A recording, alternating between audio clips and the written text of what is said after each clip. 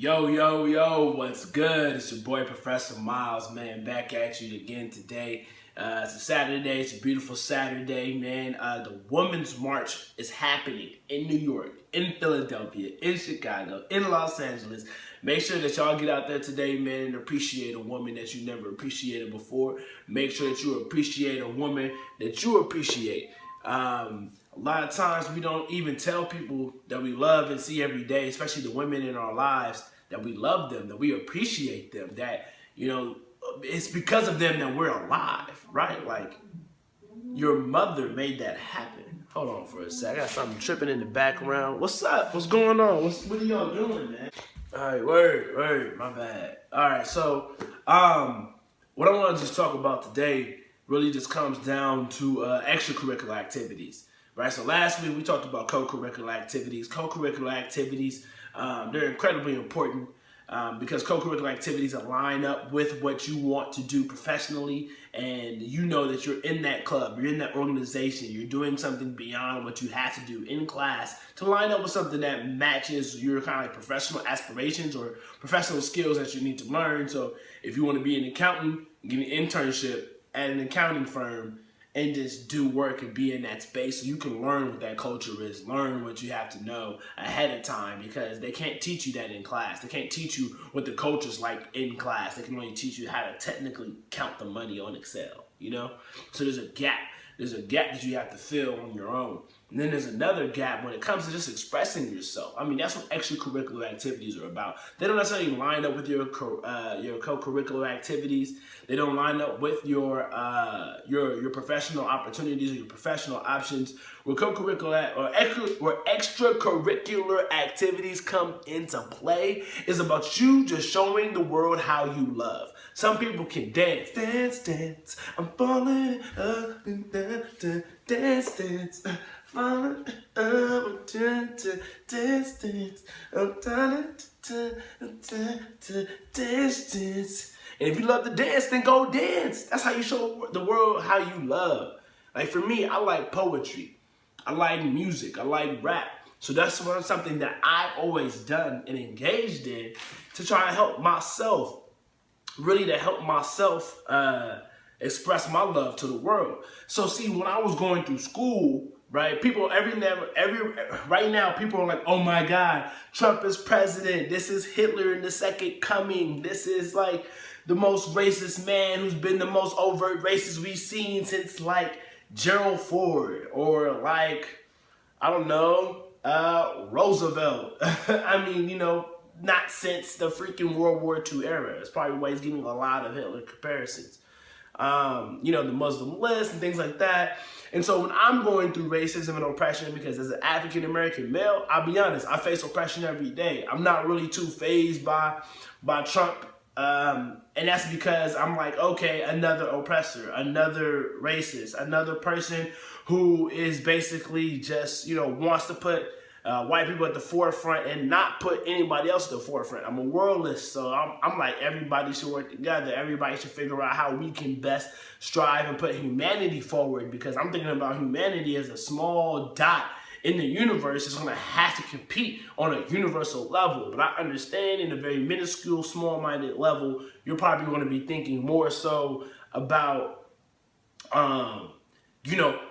my race versus your race, my culture versus your culture, which for me is like friendly competition. It's not necessarily something that should be so detrimental that we create systems, slavery, a school to prison pipeline, where if you are a poor achiever in third grade and you live in a low income environment, they are building beds for you in prison starting in third grade. That's how they count how many beds in prisons they should build, based upon the poor achieving third graders from public schools and low income environments.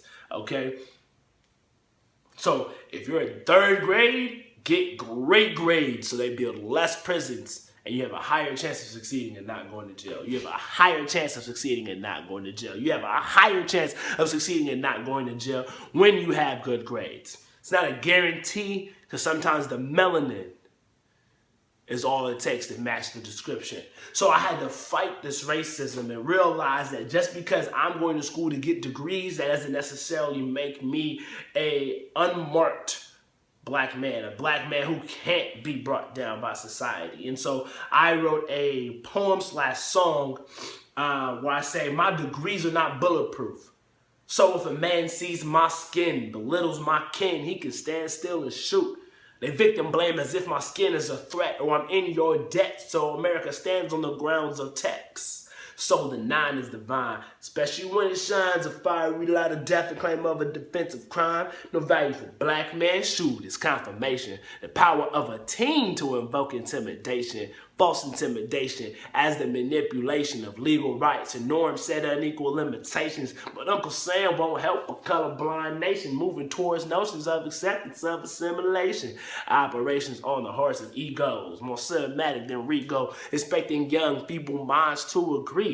But no longer will we find comfort in conformity, accepting false generosity for America's slave property. But I'm talking foolishly about life. It's never really gonna be so wise. I'm talking foolishly about life. It's never really gonna be so wise. It's crazy how in a society where minorities, women, and people who have recently traveled to this nation feel a requirement to go above and beyond and get all the degrees possible that they possibly can in order to hope to be competitive on the same level as a Protestant white male. If you're a white male, you probably didn't even know that. So, I felt when I was going through school that my degrees were not bulletproof. And so if a man decided that he wanted to shoot me because of the color of my skin, he would not ask first, what degree do you have? He would not ask first, what do you do for a living? Because you see, in America, they shoot Negroes. They don't ask what your crime is, because your crime is being black. And I believe that black is the most powerful force in the universe. That a dark star, aka a ball of gravity in the universe, can capture light and bring it into its sphere at a rate and power that is so powerful that gravity just trumps light no matter what.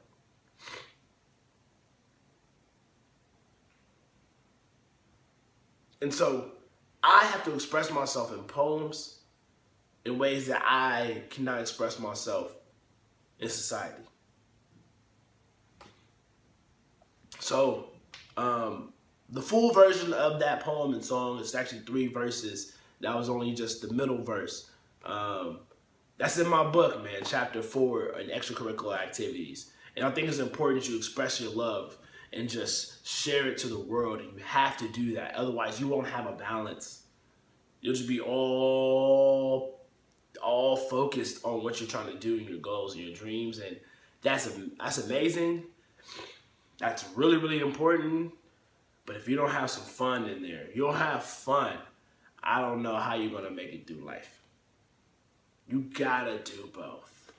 And they don't have to be equal. You know, your co-curricular activities could be up here, and your extracurricular activities could be down here, but you gotta have something. You gotta have something that allows you to express yourself with no rules. I don't know if video is your thing. I don't know if storytelling is your thing. I don't know if swimming is your thing. I don't know. Like, if you're an athlete looking to go pro, then that's a co-curricular activity playing a sport. But if you're an athlete looking to just get that full scholarship and get some free tutoring and have fun with your friends and just have some structure that's helped you get through K through 12, then that's an extracurricular activity. But I'll break it down further. So just go ahead and get you one of these. Peace. Napo Grease, man. I'll see y'all next time.